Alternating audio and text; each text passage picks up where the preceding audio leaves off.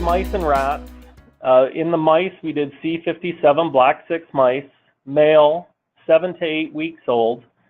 They ranged in weight from 20 to 24 grams. The project groups we chose were a control group, the transverse aortic constriction group, and a myocardial infarction group. And we wanted to look at those variables with heat and without heat post-surgery. We did the same in rats. We used Sprague Dawley males, 6 to 8 weeks old, 200 to 224 grams.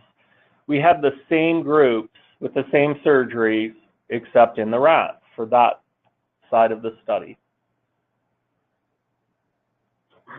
Matt is now going to explain a little bit about the technology we use to monitor the temperature and activity during this study. Matt, if you wouldn't mind. Yep, thank you, Brad, for the introduction of the study. And I want to just spend a little bit of time briefly talking over the technology and how we get the information, the temperature information, and as well as activity information to monitor the animals, either both pre-surgery and post-surgery, and to see what the results are afterwards. What we've done working with Envigo is implanted a standard RFID microchip. The one we've used, this is the microchip that Envigo implants now into all their surgical animals. But what we did is we added the addition of a temperature portion to that microchip. As you can see, the temperature microchip is 2.1 millimeters by 13 millimeters. It's programmable, meaning you can add study data to the microchip if you like, and it provides a temperature as well as an ID for each animal.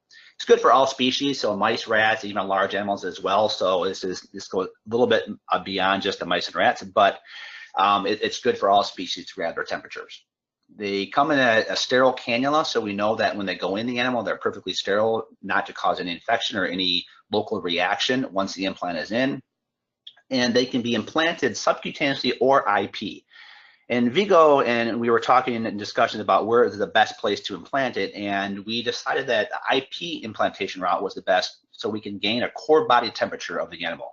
We want to be accurate as we can in the data that we're presenting, and going to IP was the best route for it.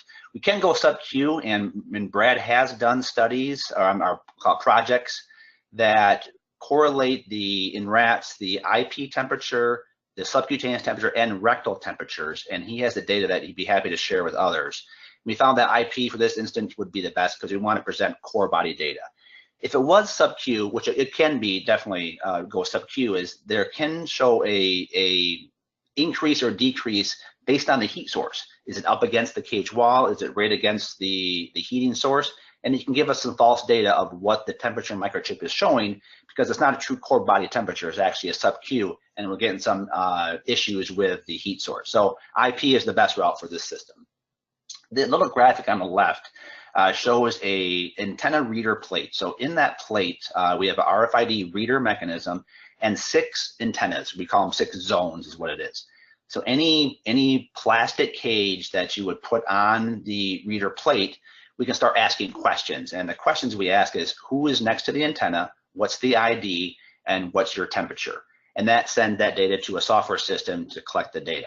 So this can be for a single housed animal or group housed animal. And allows us with behavioral and surgical recovery, we want the animals to be as normal as possible.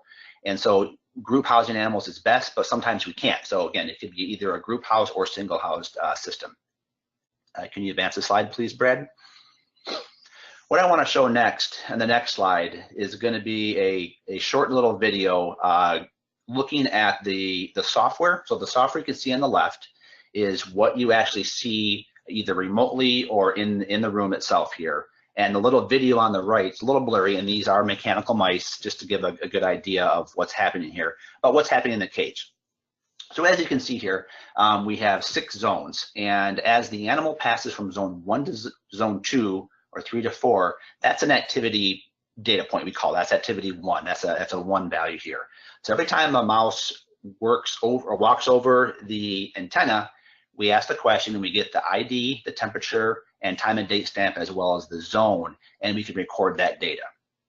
The colors you're seeing kind of move around blue to black. That's just a quick general representation of the color of the animal. So black is less than 25, blue is warm, we have yellow and red. But as central mechanical mice, then they're all going to be